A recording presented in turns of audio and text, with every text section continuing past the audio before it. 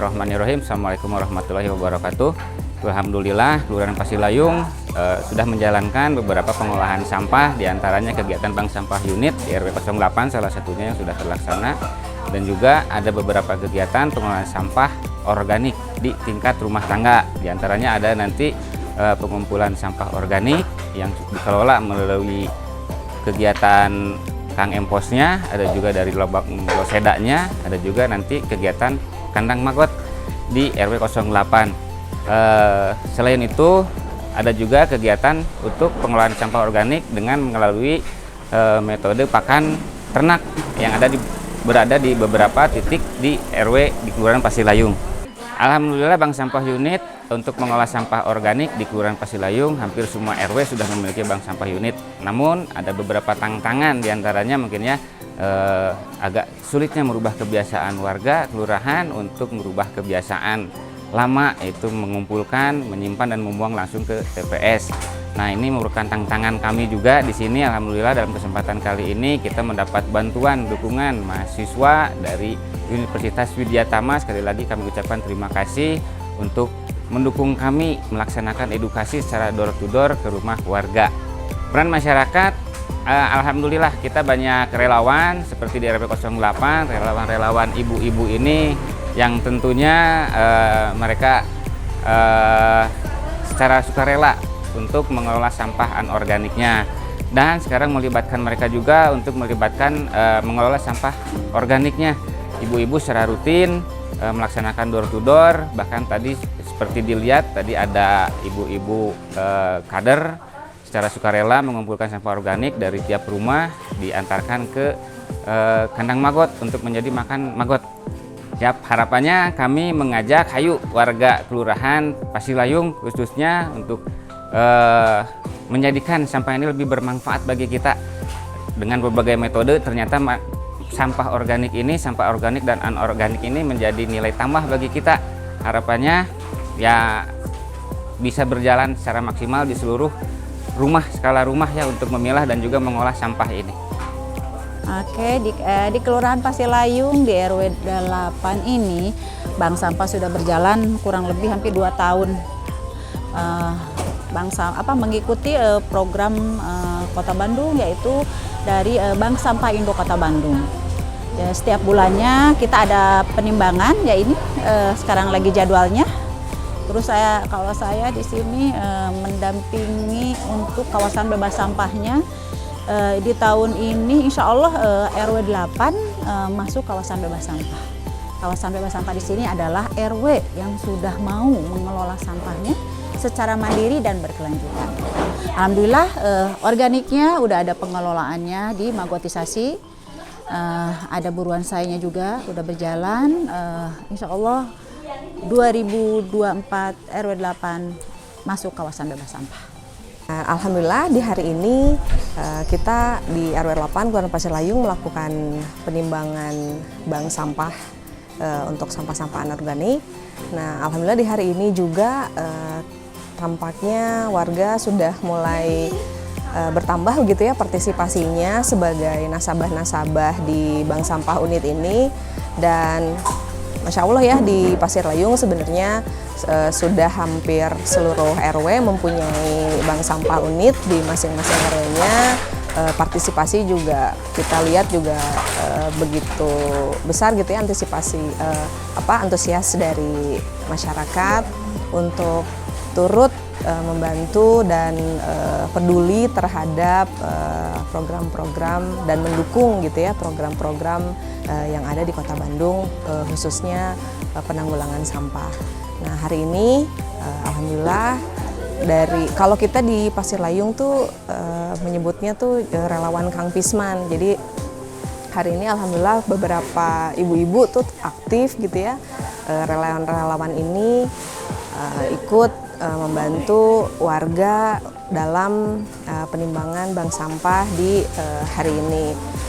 Kurang lebih yang tadi saya lihat di catatannya, kurang lebih ada sekitar 300 kilo gitu ya sampah-sampah anorganik yang bisa kita tahan untuk kita kurangi ke TPS dan TPA gitu. Nah, di RW 8 ini juga seperti tadi dijelaskan oleh Pak Lurah, ada juga kami plasma maggot. Di situ juga kami menerima sampah-sampah organik dari beberapa RW, menampung sampah-sampah organik tersebut untuk dilakukan pengolahan, sebagian untuk pakan maggot dan sebagian juga untuk media tanam atau kompos. Saat ini saya berada di Kelurahan Pasir Layung sebagai salah satu kelurahan yang dipilih untuk mengikuti program penanganan sampah Kota Bandung. Berdasarkan data yang disampaikan oleh Kota Bandung, kelurahan yang memiliki KBS atau kawasan bebas sampah masih di bawah 50%. Ini diharapkan untuk bisa meningkatkan KBS-nya menjadi di atas 50%. Nah, dengan adanya KBS ini maka diharapkan jumlah sampah organik terutama yang dibuang ke tempat pembuangan akhir di Sarimukti itu akan mengalami penurunan yang signifikan. Nah, saat ini kami mengendorse dari kelurahan-kelurahan mengikuti kegiatan kelurahan untuk melaksanakan kegiatan sosialisasi pemilahan sampah. Nah, jadi sampah di sini kami bagi ke dalam 3 kategori utama. Jadi yang pertama ada sampah organik, yaitu sampah yang berasal sebagian besar dari kegiatan dapur rumah tangga ibu-ibu ya. Nah, kemudian ada sampah anorganik. Nah, sampah anorganik ini misalnya seperti botol air mineral, kemudian ada plastik-plastik yang lain, karton ya, kemudian juga dus dan sebagainya. Nah, ini dikumpulkan di bank sampah. Nah, kami berdiri di depan bank sampah di RW 08 Pasir Layung yang sudah berjalan sangat baik ya, dan memiliki nasabah yang banyak ya bank sampah ini. Nah, ini merupakan salah satu upaya untuk mengurangi jumlah sampah yang dibuang ke TPA. Ya, mudah-mudahan nanti tidak ada lagi ya sampah yang dibuang ke TPA selain mungkin sampah residu. Yang dimaksud residu di sini misalnya ada tisu misalnya ya. Kemudian cangkang-cangkang makanan, bungkus makanan yang tidak bisa diolah lagi. Nah, itu kita masukkan kepada kelompok residu. Nah, mudah-mudahan dengan adanya kegiatan kolaborasi antara perguruan tinggi, kemudian pemerintah Kota Bandung, dan juga kewilayahan khususnya di Kelurahan Pasir Layung. Saya kebetulan menangani 2 kelurahan, Kelurahan Pasir Layung dan Kelurahan Sukamaju. Ini diharapkan spirit masyarakat untuk memilah sampah akan semakin besar lagi. Nah, saya mengutip perkataan yang disampaikan oleh Pak Satori sebagai salah seorang pakar di bidang sampah. Nah, kalau dulu ada semboyan buanglah sampah pada tempatnya. Nah, sekarang ini mulailah kita merubah semboyan itu menjadi simpanlah sampah pada tempatnya. Jadi sampah organik ya disimpan di tempat organik gitu ya. Nanti di RW 8 ini ada fasilitas maggot. Nah, jadi diberikan untuk pakan maggot. Kemudian sampah anorganik ya kita simpan di bank sampah sini gitu ya. Nah, kemudian sampah residu yang kita buang dan jumlahnya tidak terlalu besar. Kemudian ada juga semboyan lain dari Pak Satori yang saya kutip juga, lebih baik hidup dari sampah daripada hidup menjadi sampah. Jadi lebih baik kita memanfaatkan sampah ini untuk menghasilkan sesuatu yang bernilai ekonomi daripada kita mengotori lingkungan kita sekitarnya. Nah, saya ingin membuktikan bahwa di Indonesia ini konon katanya ada budaya gotong royong. Nah, budaya gotong royong ini merupakan inti dari budaya kita, seperti halnya budaya Mielin, misalnya inti dari budaya Cina, dan juga budaya Kaizen, itu budaya Jepang. Coba kita buktikan bahwa budaya kita adalah budaya gotong royong, dan dengan bergotong royong masyarakat Kota Bandung, insya Allah kita bisa mengurangi jumlah sampah yang dihasilkan di Kota Bandung. Semoga harapan ini terlaksana. Kegiatan ini bertujuan untuk mengurangi sampah yang tidak dapat diurai di alam.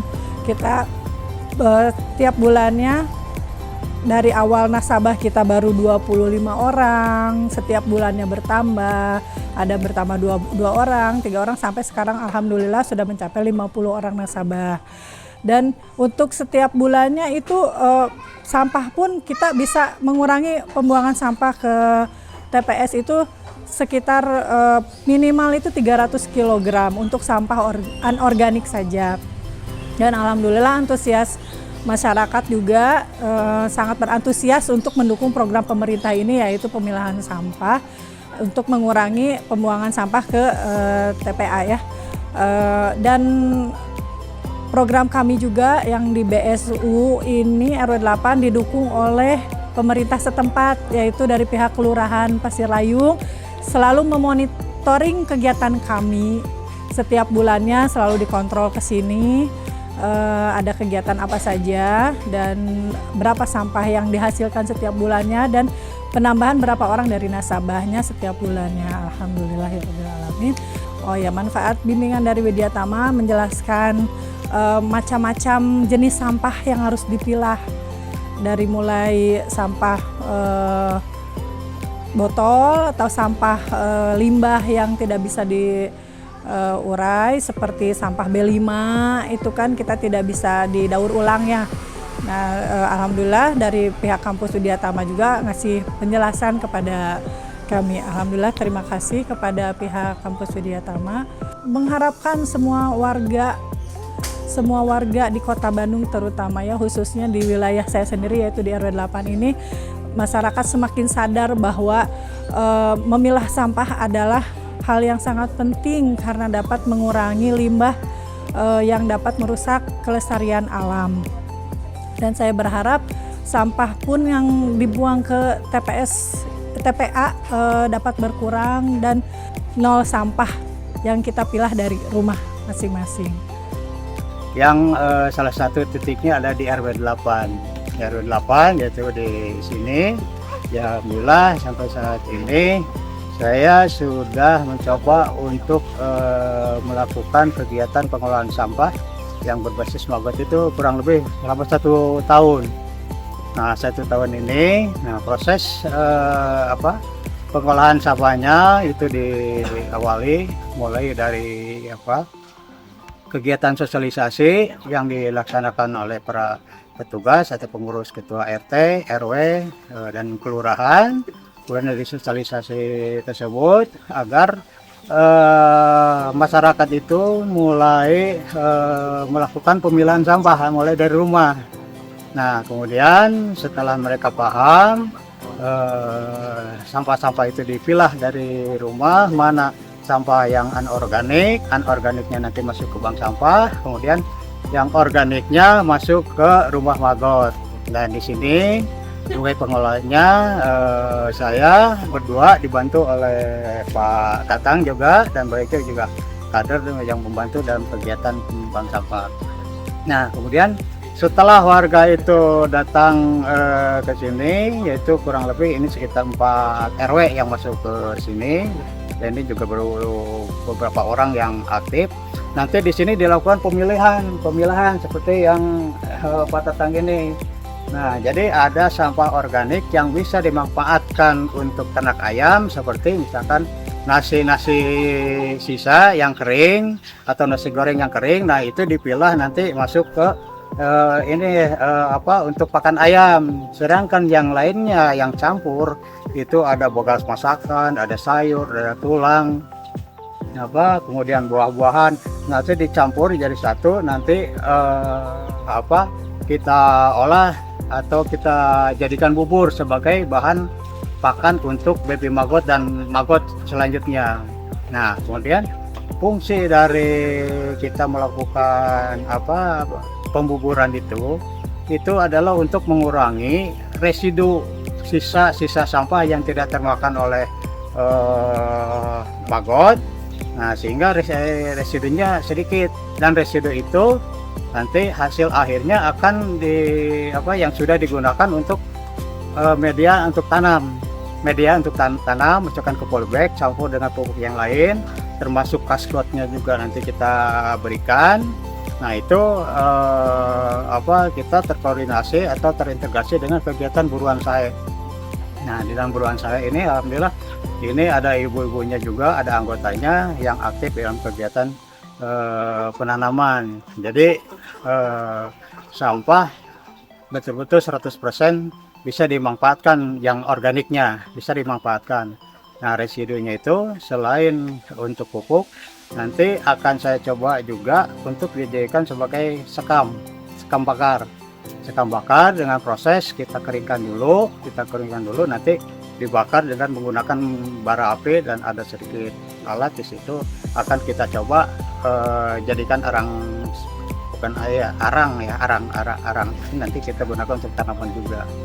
Nah, kemudian mengenai volume sampah